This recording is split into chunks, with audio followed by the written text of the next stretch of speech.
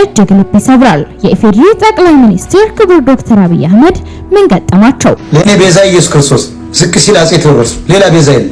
ድሮ የጸሎት ግሩፕ ይባላል፣ አሁን የነገር ግሩፕ ነው ያለው። የሴቶች ጸሎት ቡድን የሚባለው ቀርቷል። የሴቶች ነገር ግሩፕ። እኔ አሁን እንደ ጴንጤ የሚያሳዝነኝ ፍጥሩ የለም። እዚህ ከማያምኑት ሰዎች በላይ በጣም ያስቸገሩኝ ጴንጤዎች ናቸው። የኢትዮጵያ ኦርቶዶክስ ተዋሕዶ አባቶችን ምን ነካቸው? አሁን ውሃ ላይ ዘይት ላይ ስንጸልይ የሚስቁ ሰዎች አሉ። ኢየሱስን የሚያክል አምላክ ዳቦ ይዞ ጸልዩዋል። ሰላም ጤና ይስጥልን ቤተሰቦቻችን፣ ይህ የሮማንስ ሮድ የዩቲዩብ ቻናል ነው።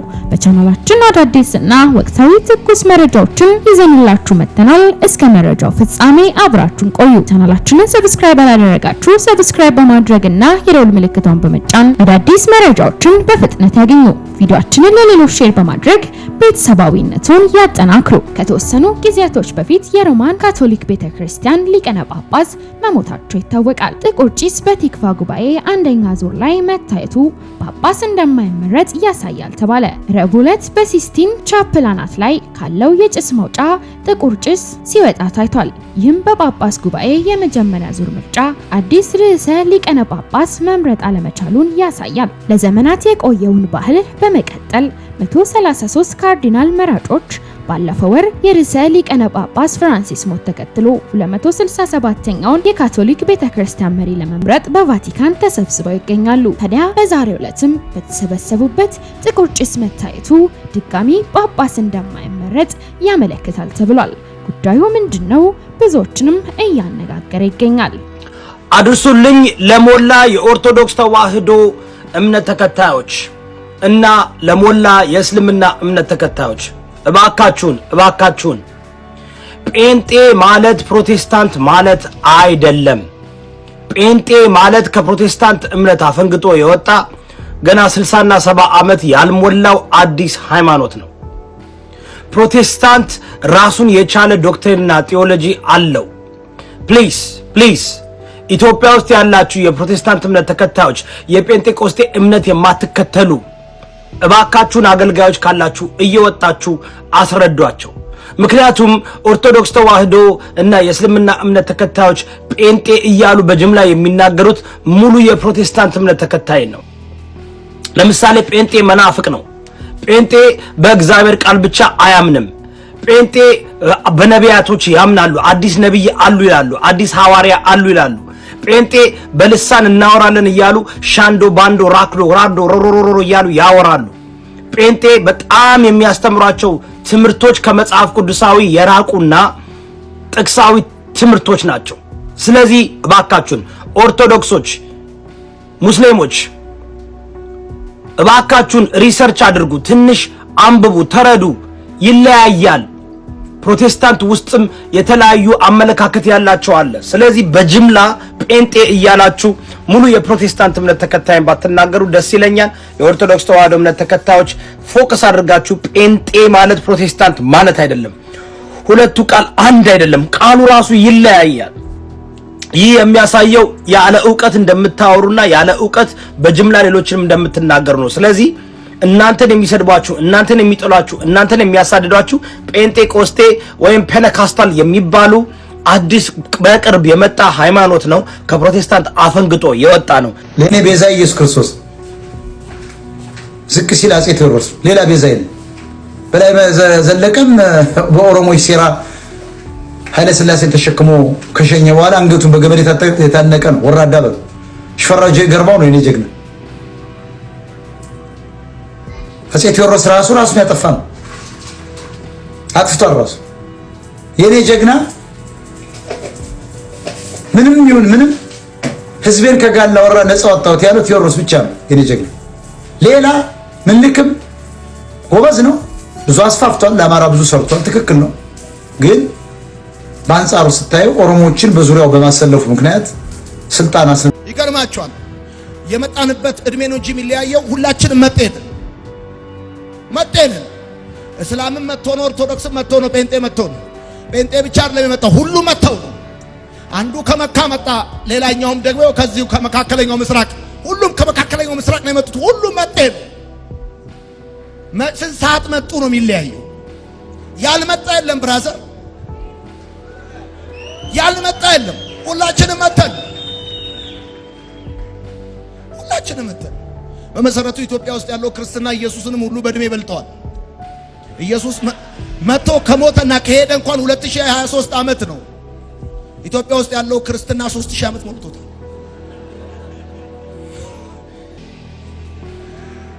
ማመን አይፈልግም። መንፈሳዊ ውርነት ውስጥ ያለ ሰው ማመን ነው አይፈልግም። አሁን ገብቶታል አልገባውም አይደለም፣ ጭራሹ ነው ማመን የማይፈልገው because he is blind።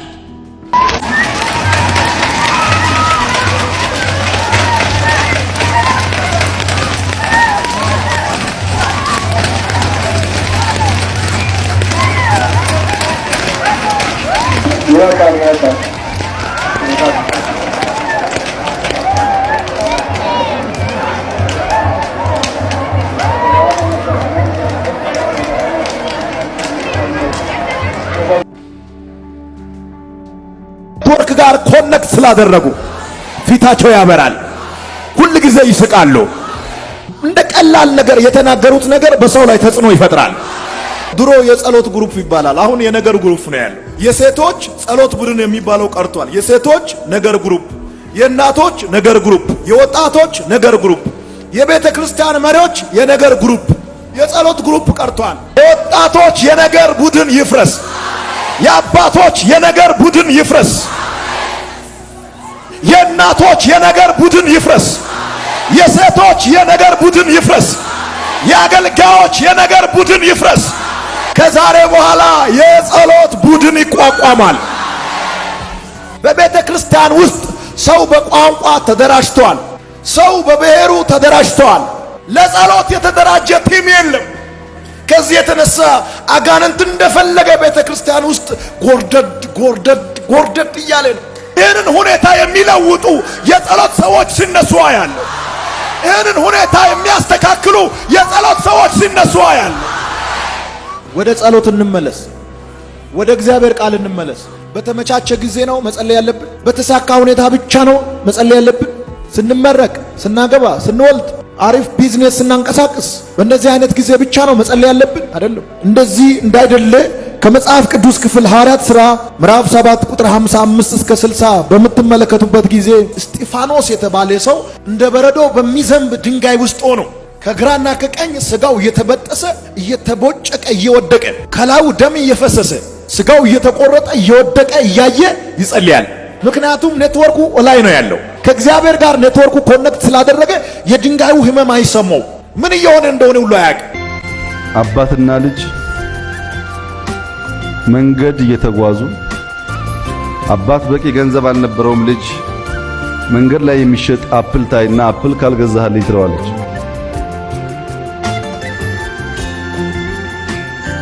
የሚገዛበት ገንዘብ አልነበረውም። ያለ የለውን ቀይሮ የቻለው 2 ፍሬ አፕል መግዛት ነበርና 2 ፍሬ አፕል ገዛላት። አንደኛውን በአንደኛው እጇ ይዛ አንደኛዋን መግመጥ ጀመረች። ልክ ስትበላ ምንም አባት ቢሆን ጎመጀ፣ አማረው። ታውቃላችሁ። ልጄ አንዱን ስጪኝ አላት። እየበላች የነበረውን ትታ ያኛውን ገመጠችው። ስትገምጠው በአንድ ሰከንድ ውስጥ ጭንቅላት ውስጥ ብዙ ነገር ሮጠበት። ምን አይነት ልጅ ነው ያሳደግኩት? ገብጋባ አሳዳጊ የበደላት ብቻውን ሰው ትሆናለች ወይ? በጣም ብዙ እርግማን በጭንቅላት ውስጥ። እሱ ሳይጨርስ ልጅቱ አባ ይሄን ብላ አለችው። የገመጥኩት እኮ የትኛው ሞር እንደሚጣፍጥ ልለይልህ ብዬ ነው አለችው። የኛ ችግር እንደሱ ነው። የትኛው ከደህነት እንደሚያወጣ በምናረገው ትግል ውስጥ ብዙ የሚሳደቡ፣ ብዙ የሚራገሙ፣ ብዙ የሚያጥላሉ አሉ። ስንዴ አረስን ብለን እንጮሃለን። እውነት ነው፣ ሰርታችኋል፣ ለፍታችኋል። ግን የስንዴ ዋጋ አልቀነሰም። ለምን? ያው ታውቃላችሁ፣ አርሶ አደር ልጆች አልወጣም። ያምናው ተከምሮ ጓሮ ታዩታላችሁ። በመኪናም ይታያል፣ በሄሊኮፕተርም ይታያል። እንዳለ ነው ያለው። ይሄ ማዳበሪያ ካላመጣችሁ እያለ ቢጨቀጭቀን አርሶ አደር ስንዴ ካላመጣህ ብላችሁ ጨቅጭቁት እንጂ በነፃ ማዳበሪያ እኮ የለም። ማዳበሪያ ከወሰደ በሙያ ከታገዘ ትራክተር ከመጣለት ካረሰ በኋላ ምርቱን ወደ ገበያ ማውጣት እንዳለበት ማመን አለበት። እናንተ እርሻው እንዲያድግ ብቻ ሳይሆን ምርት ገበያ እንዲወጣም ካላገዛችሁ በምን ይገባናል? እኛ ስንዴ ማሳ ላይ ቢቀመጥ ጎተራ ቢቀመጥ። ተከበሩ ጠቅላይ ሚኒስትር ዶክተር አብይ አህመድ፣ ምክትል ጠቅላይ ሚኒስትር ተመስገን ጥሩነህ፣ ጥሪ የተደረገላችሁ ሚኒስትሮች፣ ጥሪያችንን አክብራችሁ ስለመጣችሁ ጥሪ የተደረገላችሁ እንግዶች በጣም እናመሰግናለን። በመጀመሪያ ማመስገን የምወደው እንግዲህ እግዚአብሔርን ነው። ሀሳብን ጨምሮ እንደዚህ መልካም አድርጎ በብዙ ፕሮጀክቶች መልካምነቱን እያሳየን ገዛውን እያሳየን ያለው እግዚአብሔር ነው። እሱን በመጀመሪያ ላመሰግን እወዳለሁ። ቀጥዬ ያው ይሄን እንድንሰራ ያገዙን ሼክ ፋጡማ እግዚአብሔር ይባርካቸው፣ በብዙ ረድተውናል። በጣም እናመሰግናለን። ቀጥዬ ያው እንግዲህ ውዱ ባለቤቴን ላመሰግን እወዳለሁ። በምሰራቸው ስራዎች ከጎኔ ቆሞ ያግዘኛል። መደብር መጽሐፍ በመሸጥ ትምህርት ቤቶችን ብዙ ስራዎችን እንድሰራ ከጎኔ ያግዘኛል። እግዚአብሔር ይባርክህ ያብዛልህ እላለሁ። ይሄ ትምህርት ቤት እንግዲህ እንደምታዩት በጣም ጥሩ ነው፣ ቆንጆ ነው። በብዙ ነገር ቢታለፍም እግዚአብሔር ደግሞ ድል በር ባለበት ስፍራ ሁሉ ተቃዋሚ አለ። ተቃዋሚዎችን የፈጠረው የበሩ መከፈት ነው። ምንጭ ባለበት ስፍራ ሁሉ ጠላት አለ። ግን ነግራችኋለሁ፣ ከዛሬ በኋላ ሲጥናና ኤሴቅን ስላለፋችሁ ረሆቦት ላይ ማንም ተጣልቶ አያሸንፋችሁ። ሊሞክሩ ይችላሉ፣ ግን ማሸነፍ አይችሉም። ሊነካኩት ይችላሉ፣ ግን ማሸነፍ አይችሉም። ቤተሰቦቻችሁ ላይ፣ ልጆቻችሁ ላይ፣ ትዳራችሁ ላይ፣ ስራችሁ ላይ፣ መንገዳችሁ ላይ ይህንን ቃል አውጀው። አትሸነፉም። ማሸነፍ አይችሉም። ማሸነፍ አይችሉም። ቃል ካፉ ከወጣ ይሆናል። እግዚአብሔር ከተናገረ ይሆናል። በጤና ጠላት የሚዋጋችሁ፣ በስራ ጠላት የሚዋጋችሁ፣ በትዳር ጠላት የሚዋጋችሁ፣ በተለያየ መንገድ ውጊያ የሚፈራረቅባችሁ ሰዎች ለናንተ መልእክት አለኝ። ውጊያ እያለ እግዚአብሔር አለ። ተግዳሮት እያለ እግዚአብሔር አለ። ባዶነት፣ መከራ፣ ስቃይ፣ ሐዘን እያለ እግዚአብሔር አለ። ጌታ እንደዚህ የሚል ድምጽ ሰጥቶኛል። መከራ እያለ ትሻገራላችሁ። ችግር እያለ ትሻገራላችሁ። ሁኔታ እያለ ትሻገራላችሁ። ሊያስቆማችሁ አይችልም ይላል። እስኪ መቆም አልችልም በሉት ከኔ ጋር። ፈርዖን ከሰራዊቱ ጋር እስራኤላውያንን ተከትለዋል። እስከ የት ነው? እስከ ኤርትራ። ከኤርትራ በኋላ አልቀጠለም። እግዚአብሔር በቃ አለው። አሁን እናንተ ጋር ያለው በሽታ፣ ማጣት፣ ስቃይ፣ ለቅሶ፣ ሐዘን እስከ ዕድሜ መጨረሻችሁ አይደለም። እግዚአብሔር በቃ ስል ያበቃል። እግዚአብሔር ቃል ሲናገር ምልክት ይሆናል። እግዚአብሔር ቃል ሲያወጣ ይመለሳል። የእግዚአብሔር ቃል ምን እንደሚል ታውቃላችሁ? ዛሬ የምታዩአቸውን ግብፃውያንን ለዘላለም አታዩአቸው። ወደ እግዚአብሔር ቤት ስትመጡ ለጤናችሁ፣ ለውስጣችሁ፣ ለመንፈሳችሁ ሙሉ የሚሆን በረከት አለ። በእግዚአብሔር እጅ ችርቻሮ በረከት የለም። በእግዚአብሔር እጅ ውስጥ ፉል ፓኬጅ አለ። የምትፈልገው ነገር ሁሉ አለ። ሰለሞን አንድ ነገር ነው የጠየቀው። ህዝቡን መምራት እንድችል ጥበብ ስጠኝ ብሎ ነው የጸለየው። እግዚአብሔር ግን ሰለሞን ያልጸለየውም ጭምር ነው የሰጠው። ባለጠግነትን ሰጠው፣ ግርማ ሞገስን ሰጠው። ገናና አርገኝ ብሎ አይደለም የጸለየው። ብርና ወርቅ ስጠኝ ብሎ አይደለም የጸለየው። ህዝቡን መምራት እንድችል ዕውቀትና ጥበብ ስጠኝ ብሎ ነው የጸለየው። የሰለሞን ጸሎት የእግዚአብሔርን ልብ ነው የነካው። በሰለሞን በጸለየው ጸሎት እግዚአብሔር ስለተደሰተ ያልጠየቀውም ጭምር ነው የሰጠው። እንደዚህ አይነት ነገር አየሁ። የጸለያችሁትን ብቻ ሳይሆን ያልጸለያችሁትንም ታገኛላችሁ። የጠየቃችሁትን ብቻ ሳይሆን ያልጠየቃችሁትንም ጭምር ታገኛላችሁ።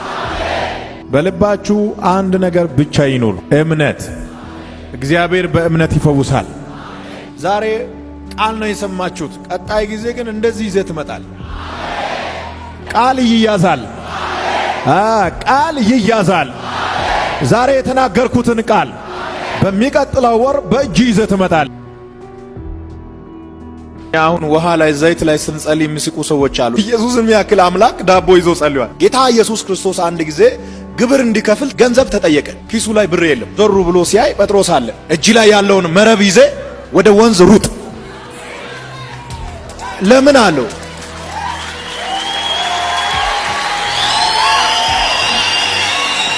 ሳይንሱ አይገናኝም። የተጠየቀው ገንዘብ ነው፣ የሚላከው ወደ ውሃ ነው። ገንዘብ ተጠይቆ ወደ ባንክ እንጂ ወደ ወንዝ እንዴት ይላካል? ገንዘብ የተጠየቀ ሰው መሄድ ያለበት ወደ ባንክ ነው እንጂ ወደ ወንዝ ወይም ወደ ሐይቅ አይደለም። ጌታ ኢየሱስ ክርስቶስ ግን ገንዘብ በተጠየቀ ጊዜ ወደ ወንዝ ነው የላከው። የምድርን ስርዓት የሰበረ ጌታ ወደ ወንዝ ነው የላከው። ከኢየሱስ ትእዛዝ የተቀበለው ጴጥሮስ ሄጄ ምን ላድርግ ብሎ ሲጠይቅ ምንም የምታደርገው ነገር የለም፣ ወደ ወንዝ ሂድና መረብን ወርውረው። ስትወረውር መጥቶ የሚገባው አሳ ያንተንና የነን ዕዳ የሚከፍል ዲናር ይዞ ይመጣል።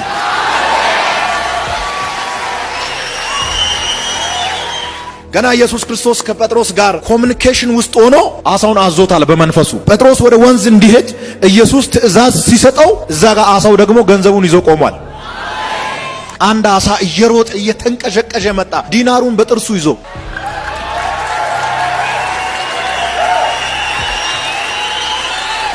ከዋናተኛ የወደቀ ገንዘብ ነው የሚል አይጠፋም። ጴጥሮስ በወረወረው መረብ ውስጥ የገባው አሳ ይዞ የወጣው ዲናር ከየት እንደመጣ ማስረዳት የሚችል ሰው አለ እዚህ ውስጥ?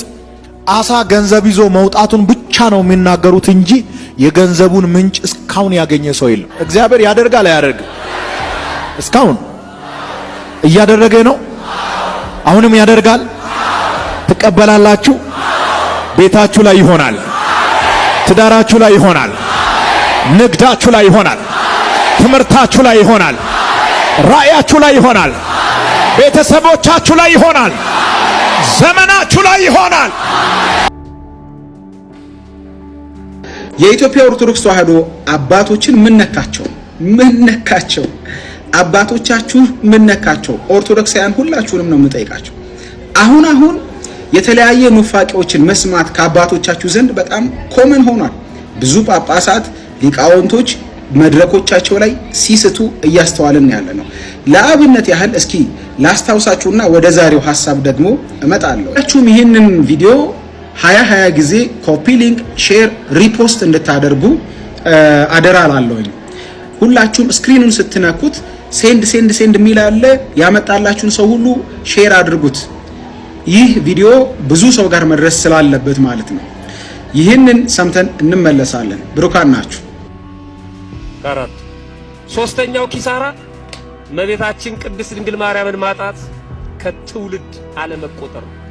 መርሳት ስላሴን መርሳት ነው። ማርያም ከሌለች ጌታ የለም። ጌታ ከሌለ ደግሞ ስላሴነት የለም። ስላሴነት ከሌለ ደግሞ እግዚአብሔር የለም። እግዚአብሔር ከሌለ ደግሞ ዓለምን የለም። ስለዚህ ዓለም የምትድነው በወላዲተ አምላክ ምልጃ በጌታ ቸርነት። ያማል መንፈስ ሞቶ ከሆነ ካልሆነ በስተቀር ሰማዋለ። ከእግዚአብሔር እኩል እንኳን የተባለ እንኳን ሲሰማ ያማል። ይሄኛው ግን ከእግዚአብሔር በላይ። ድንግል ማርያም በሌለችበት መንፈስ ቅዱስን መታደል መሰጠት አይቻልም። ስለዚህ አብ፣ ወልድ፣ መንፈስ ቅዱስ የሚገኙት ድንግል ማርያም ባለችበት። መንፈስ ቅዱስ የወረደላቸው እርሷ ስላለች ነው። እርሷ ባትኖር ኢየሱስ ክርስቶስ አይመጣም፣ አይኖርም። ኢየሱስ ክርስቶስ አይወለድም እርሷ ባትመጣ። አብን አናየውም፣ ወልድንም አንመለከተውም። መንፈስ ቅዱስም ደግሞ መጥቶ ለሐዋርያት ቋንቋ እስኪገለጽ ኃይል ብርታት እስኪሆናቸው አይመጣም ነበር። አይናችን ነች ማርያም የሚል ግን ማለት ነው። ሕይወቴ ማርያም አማረ ሕይወቴ ስጠራት ገብታልኝ ከቤቴ። እንግዲህ እነዚህ ከብዙ በጥቂቱ ናቸው። ሊያውም እዚሁ ሚዲያ ላይ ሲዘዋወሩ ካገኘናቸው ቪዲዮዎች መካከል ናቸው። ስለዚህ አሁን የኦርቶዶክስ አባቶችና ሰባኪያን ኢቭን ለራሳቸው ትምህርት እነሱ አማደ ሚስጥራት የሚሏቸውን 5ቱ አማደ ሚስጥራትንም ደግሞ ሚስጥራት ብለው የሚይዟቸውንም 7ቱን ሚስጥራት የሚያፈርሱ ብዙ ትምህርቶችን ከራሳቸው አንደበት አሁን መስማት በጣም ቀላል ሆኗል። የራሳቸውን ትምህርት በራሳቸው ይንዳሉ። የመጽሐፍ ቅዱስን ትምህርት ይንዳሉ። መሰረታዊ የሆኑ የክርስትና ትምህርቶችን ያፈርሳሉ። አሁን ይሄንን ከኢትዮጵያ ኦርቶዶክስ ተዋሕዶ አባቶችና በኩረ ሰባኪያን መስማት በጣም ደኒው ኮመን ሆኗል። ደኒው ኮመን። ስለዚህ አሁን ብዙም መደንገጥም ያቆሙ ይመስለኛል። ለምን በቃ የተለመደ ሆኗል። አባቶቻችሁ ግን ምን ነካቸው? ይህንን ደግሞ ቪዲዮ እስኪ ሰምተን እንመለስ። ያልተቀበለችው መከራ የለም ድንግል ማርያም ሕይወቷ በመንከራተት ያለቀ ነው። ዛሬ በስቅለቷ ቀን በልጇ ክብር የነገሱና አስኬማ የደፉ አባቶች ሁሉ ሳይቀሩ ድጋሚ ሊያስለቅሷት ይሞክራሉ። ያቺ ቤዛ አንተ መስቀል ላይ የዋለው የድንግል ማርያም ስጋ ነው። አንተ የማን መሰለ ቤዛ የሆነው? ደስ ይበልህ። ቤዛህ ናት፣ መታረቂያህ ናት፣ ተስፋህ ናት፣ አለኝታህ ናት። ያቺ መሰላል፣ ያቺ ያዕቆብ ያያት መሰላል፣ ያቺ አስታራቂ ቀራንዮ አደባባይ ስትመጡ ከመስቀሉ ስር ድንግል ማርያምን ታገኛላችሁ። በቀራንዮ የፈሰሰው ደሜ ማን ነው? ስጋን የለበሰ ከሷ ነው። የሷ ደም ፈሷል። እሷን ስጋ አይደል እንዴ ተዋሃደው? እምን በላው ምን ጠጣው ስጋ የማን ነው? የሷ ነው። ቤተ ክርስቲያኗ ያቆመችበት። እንግዲህ ይህንን ቪዲዮ እንደሰማ ነው ይህ ትምህርት አጋንንታዊ ትምህርት ነው። ለምንድን ነው አጋንንታዊ የሆነበት ምክንያት? የተሰቀለው ስጋ የማርያም ስጋ ነው የሚለው እንዲሁም ደግሞ የምንወስደው ስጋ ወደሙ የማርያም ስጋና የማርያም ደም ነው የሚለው የተረገመ እርጉም ትምህርት ነው። ለምን? በቀጥታ የሰውን ድነት ይነካል። ሚስጥረ ስጋዌን ወይም ኢንካርኔሽንን ይነካል። ኢንካርኔሽን ተነካ ማለት ደግሞ ወይም ነገረ ስጋዌ ተነካ ወይም ሚስጥረ ስጋዌ ተነካ ማለት የኢየሱስ ክርስቶስ ሰው መሆን ተነካ ማለት ነገረ ስላሴ ተነካ ማለት ነው። እንዲሁም ደግሞ ዶክትሪን ኦፍ ጋድ ወይም ትምህርተ መለኮትም ተነካ ማለት ነው። አያችሁ፣ በአንድ ቀላል በምትመስል ስብከት ስንት ነገር እንደተነካ ተመልከቱ። መጽሐፍ ቅዱስ የተቤዠን የክርስቶስ ደም እንደሆነ በደሙ ቤዛነት ከጸደቅን ብሎ ይናገራል። ይሄ ብቻ አይደለም፣ በደሙ የዋጃትን የጌታን ቤተክርስቲያን ተጠብቁ ዘንድ ብሎ ደግሞ መጽሐፍ ቅዱስ ይነግረናል። ጌታችን መድኃኒታችን ኢየሱስ ክርስቶስም እንግዲህ በዕለተ ሐሙስ ተብሎ በተለምዶ የሚነገረው ቀን ላይ እነዛን ሐዋርያትና ደቀ መዛሙርቱን ከሰበሰበ በኋላ እንካችሁ ይህ ለአዲስ ኪዳን የሚሆን ደሜ ነው፣ እንካችሁ ይህ ለአዲስ ኪዳን የሚሆን ስጋዬ ነው፣ ለአዲስ ኪዳን የሚሆን የሚፈስ ደሜ ነው፣ የሚቆረስ ስጋዬ ነው ብሎ ደሜና ስጋዬ ብሎ ቢሎንጊንግ ነሱን የኔ ብሎ ሲናገር እንመለከታለን። መጽሐፍም ደሙ ደሙ ደሙ እያለ ነው የሚናገረው። አያችሁ፣ አሁን ደግሞ እንግዳ ትምህርት እየሰማን ያለ ነው። ባይዘዌ የክርስቶስ ስጋ የማርያም ስጋ ከሆነ መስቀል ላይ ያረፈው መስቀል ላይ አይኖ ከማርያም በነሳው ስጋ ነው መለኮት መስዋዕት የሆነልን። አያችሁ፣ የማርያም ስጋ ነው ካልን ግን ስጋ ወደሙንም ሆነ መስቀል ላይ የዋለውን የማርያም ስጋ ነው ካልን በጣም ከባድ የሚሆነው ምንድነው? የሞተልን ሰው ነው እያልን ነው። ሰው ከሞተልን ድነት ፍጹም አይሆንም። ሰው እንዲድን አምላክ ሰው መሆን ስለነበረበት መለኮታዊ ባህሪን ሰውነትን ገንዘብ አድርጎ ስለሆነ በመስቀል ላይ የዋለልን። አያችሁ፣ ይህንን የታመነ የክርስትና ትምህርት ያፈርሳል። ይህን ብቻ አይደለም የሚያፈርሰው የምንበላውና የምንጠጣው የጌታ ስጋና ደም ነው የሚለውን የማርያም ስጋና ደም ነው ካልን የታመነን የክርስትና ትምህርትና ዋና የሆኑትን ትምህርቶች ማፍረስ ብቻ ሳይሆን ካኒባሊዝም ነው። ይህ ትምህርት የሰው ስጋ በልነት ትምህርት ነው። ስለዚህ ምን ማለት ነው? ከዚህ ትምህርት ተነስታችሁ ይሄንን ትምህርት የሚያምን ሰው በሙሉ ሰው በል አውሬ ሆኗል ማለት ነው። አይሲ የካኒባሊዝም ትምህርት ነው ራሱ ትምህርቱ። ይሄ ደግሞ የሰው ስጋ ደግሞ እርም ነው፣ ነውር ነው። አያችሁ፣ የክርስቶስ ስጋና ደም አማናዊ ነው ብላ የምታስተምረው እኮ ቤተክርስቲያኗ መለኮታዊ ባህሪ የተዋሃደው ነው ብላ ስለምታምን ነው። ምን ነው ለራሳችሁ ትምህርት እንኳን መታመን አቃታችሁ? አያችሁ። ስለዚህ ለዚህ ነው መሬት ላይ ያለችው ኦርቶዶክስ እና ቲክቶክ ላይ ያለችው ኦርቶዶክስ የተለያዩ ናቸው ምለው። ይህንን ቪዲዮ በቅድሙ ጥያቄ ልዝጋ። ራሳቸው መልካቸውን ቀየሩና ሃይማኖተ አበውን ወረሱት ማለት ነው።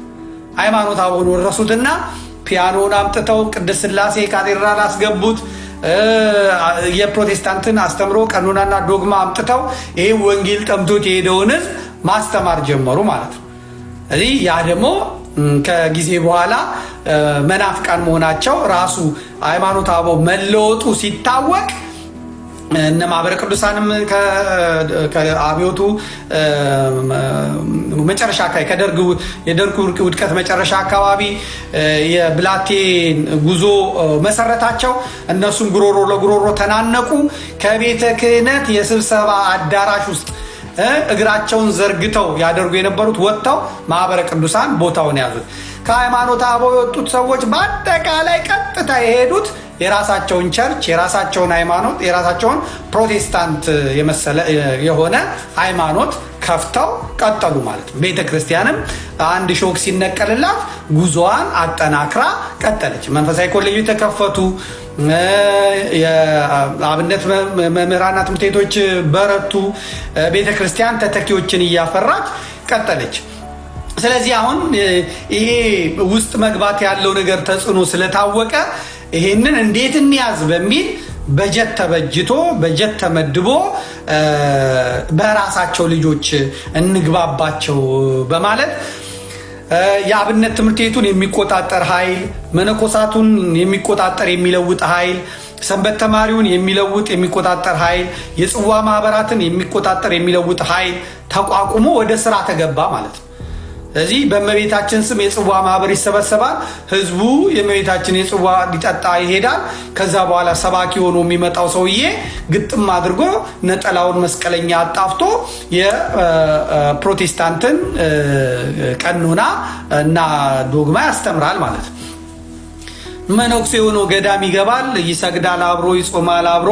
ከዛ በኋላ ግን እንደው እኮ አይረባም እያለ ቀስ እያለ መነኮሳቱን ሰይጣን በመሆን ማለት ነው ሰይጣን በመሆን ራሱን እንደ እባብ ለውጦ ገዳም ውስጥ በመግባት እዚያ አስቶ ይዞ ይመጣል ማለት ነው። ለምሳሌ እነ መሪጌታ ጽጌ ገዳም ነው የገቡት። ገዳም ገብቶ መነኩሲቷን ከጉዞ አስታግሎ አምጥቶ ቆዋን አስጥሎ ነው ያገባት። እንደዚህ አይነት እና አባ ዮናስ እነማ በ1984 እንዴት በኤግዚቢሽን ማዕከል የተደረገውንና ሁኔታ አይታችሁታል። ስለዚህ በተጠና መልኩ ነው የመጣው። በጣም ስጋዊ ፈቃዳቸው ያሸነፋቸው፣ መጾም መጸለይ ያቃታቸው፣ አማራጭ አጥተው ሌላ ነገር ከምናደርግ በዚህ በኩል ሄደን ጳጳስ እንሆናለን፣ አስተዳዳሪ አለቃ እንሆናለን፣ ሰባኪ ወንጌል ሆነን ወደ ውጭ እንወጣለን የሚሉ ደካማ መንፈስ ያላቸው መነኮሳት፣ ሰባኪያን፣ ዲያቆናት ምን ተመርጠው ተያዙ ማለት ቤተ ክርስቲያኒቷን ለማወክ። በተለይ የ1980ዎቹ መጀመሪያ ላይ በባህር ዳር ጊዮርጊስ፣ በአዲስ አበባ ልደታና በቅድስት ስላሴ፣ በደብረ ብርሃን ስላሴ እንዲሁም ደግሞ ከናዝሬት አሰበ ተፈሪ፣ ድሬዳዋ፣ ሐረር በመሳሰሉት ቦታዎች ፕላን ተይዞ በዛ በፕላን መሰረት በእቅድ መሰረት በጀት ተይዞ በበጀቱ አማካኝነት ስራቸውን ዘረጉ ማለት ነው። የታድሶ እንቅስቃሴ ተፋፋም። ቤተክርስቲያን የሚውጥ ኃይል ተነሳ ማለት ነው። ያኔ እኛ ገና ብቅ ማለታችን ነው። እያየን ነው። የታላላቆቻችንን እያየን የሐመርና የስማ ጽድቅን የነ መምህር ደጀኔ የነ መምህር ብርሃኑ ጎበና በወቅቱ እንግዲህ ነፍሱን ይማርና የነ ዳንኤል ክብረትን የነ መምህር ሰለሞን ሙልጌታን የመሳሰሉትን በወቅቱ ፊት ለፊት የወጡትን እና አባማ ኢየሱስ እንደ አቅሚቲ እነ ባታይ ገብረ መስቀል መቼም ያጾማሉ ያጸልያሉ። እነዚህ ሁሉ የራሳቸውን ተሳትፎ አድርገው ቤተ ክርስቲያን ያንንም ዘመን እንድትሻገረው ሆነ ማለት ነው። በሐረር በድሬዳዋ በአሰበ ተፈሪ የተከፈለው እኔ አሁን እንደ ጴንጤ የሚያሳዝነኝ ፍጥሩ የለም። እዚህ ከማያምኑት ሰዎች በላይ በጣም ያስቸገሩኝ ጴንጤዎች ናቸው። ምንም አይነት ማህበራዊ ግንዛቤ የላቸው። እንዴት ከሰው ጋር መኖር እንዳለባቸው እንኳን አያውቁ። አንዳንድ ኮሜንቶች ስገባ ክርስቲያኖች ናቸው። ምን እናርጋችሁ? ቆይ እንዴት ነው እናንተን በምንድን ነው የምናስተካክላችሁ? ምንድነው እየሄዳችሁ የምትመነጭፉት ሰው? ለምንድነው ነገር የምትፈልጉት? ይሄንን ስል ልወደድ ብለህ ነው ይሉኛል። ይሄንን ብዬ ልወደድ